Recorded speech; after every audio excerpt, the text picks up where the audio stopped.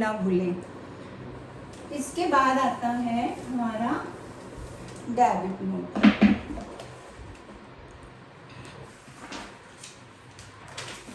Debit note क्या होता है?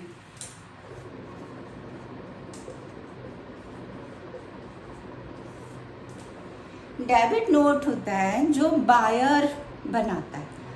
मान लो उसने उधार पे सामान खरीदा, उसके पास गुड्स आ गई, कुछ डैमेज हो गई, अब वो उनको रिटर्न करना चाहता है, तो वो एक डेबिट नोट बनाएगा और सेलर के पास भेजेगा कि मैं ये गुड्स रिटर्न कर रहा हूँ, इसलिए मैंने जो पेमेंट करनी है उसमें से उसको लेस कर दो।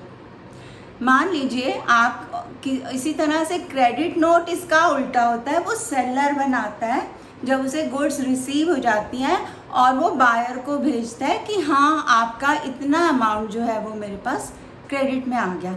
आप देखिए, आप इस तरह से समझो, हम जब ऑनलाइन शॉपिंग करते हैं तो हमें कोई चीज़ जैसे कोई हमने सूट या ड्रेस खरीदी, उसका हमें साइज़ ठीक नहीं था, हमने उसे रिटर्न में डाल दिया, तो जब हम रिटर्न में डाल देते हैं तो वो हमारा डेबिट नोट बन गया। जब वो लेकर जाता है तो उसमें आप चेक करो तो आता है ना पिकअप डन, फिर रिफ़ंड इनिशिएटेड। तो जो रिफ़ंड इनिशिएटेड है वो क्रेडिट नोट है, वो सेलर की तरफ से बना कि हाँ आपका आर्टिकल एक्सेप्ट हो गया है और we will return your money through the original payment method.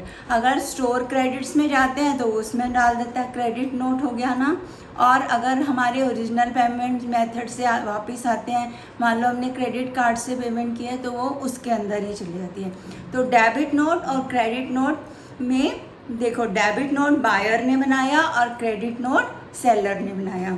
जब डेबिट नोट बनेगा तो वो बायर लिखेगा कि इतनी गुड्स मैंने रिटर्न करी, और क्रेडिट नोट में क्या लिखेंगे, सेलर क्या लिखेगा, I have received goods for this amount.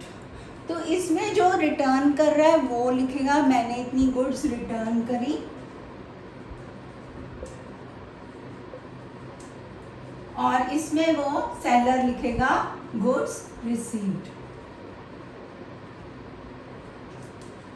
ये कह रहा है कि मेरा जो अमाउंट तुम्हारे पास ड्यू है उसमें से इतना कम कर दो, और यहाँ वो कह रहा है कि हाँ तुम्हारी गुड्स मेरे पास वापस आ गई हैं, और अगर तुमने पहले पेमेंट कर भी रखी है तो वो मेरे पास क्रेडिट में आ गई, I will return it to the original payment method.